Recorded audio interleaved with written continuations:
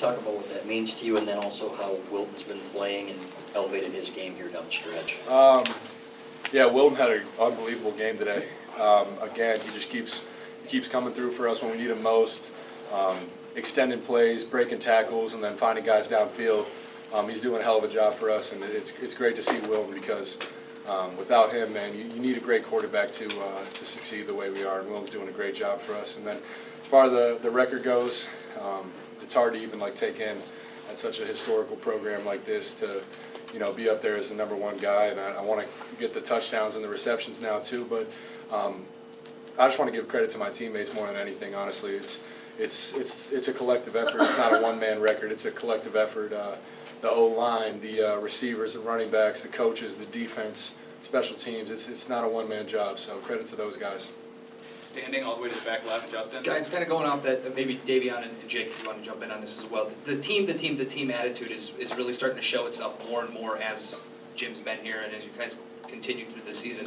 And today's another effort. I mean, Davion, when you look around at the guys in the locker room after the game, what's that moment like? What are those, a lot of that maybe signal is just like, guys, we got this going. We're really rolling right now. Do you feel that way? Definitely. We all believe in each other. We believe in our defense. And I know for a fact when I look in my huddle, I believe in every single one of those guys, and they believe in me. So it's just a great feeling. And after we get a win, we go in there and high-five each other, give each other hugs. There's no feeling like the feeling we have right now. And I'm not going to take it for granted. Front left, Larry. Jake, Davion, can you talk about how, for whatever reason, JU was more involved and how much he can help you guys maybe more down the stretch just statistically? The great thing about this offense and this team is everybody's unselfish. When we drop back and look to pass the ball or we look to run the ball, it's not a one-dimensional offense. We're trying to let one person dominate the game, and everybody understands that. So no one's going to be complaining if balls don't come their way or if they don't get opportunities. Because right now we got a great thing going. We're winning games, and I guess today, it was JU's day. He was getting open. Wilton was finding them, and that's great to see. It's special because we have so many different weapons that defenses have to game plan for. It's got to make it really tough on them. Staying in the front left, Steve. As for Delano, if you could talk about two things. Number one, your 2 interceptions. And then also what defense is doing when teams get in the red zone and the goal line stands that you guys have had the last couple of weeks. I'm going to start with the red zone. But we practice red zone coverage every day in practice. But we take pride in it. So we take pride in people not scoring on us. They got to settle with a field goal. And that's how we come in with the mindset coming in games. And with the 2 picks today, I just had a great D-line. I'm blaming the D-line. The quarterback just threw them up to me. That was like little gifts.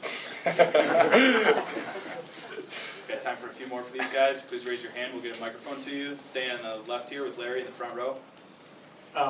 Maryland had more passing yards than anybody has had against you this year. Was that just a function of they couldn't run, or is it something you guys need to work on? It wasn't that they couldn't run. We still like working on things. We got to improve every week. But they had a game plan going with little screens and little toss plays, and it worked pretty well.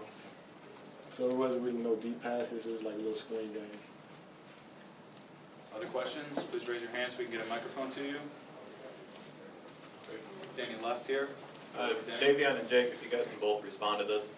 Some teams come out of a rivalry game like the Michigan State game and there's some sort of a letdown. You obviously didn't have any sort of a letdown. Can you just speak to the importance of the performance you put forth today to keep that goal in mind, which is obviously staying undefeated throughout the season? Honestly, we look at every game as a rivalry game. Every team wants to beat us. And we knew the coaching staff over at Maryland, so Coach Durkin used to coach us.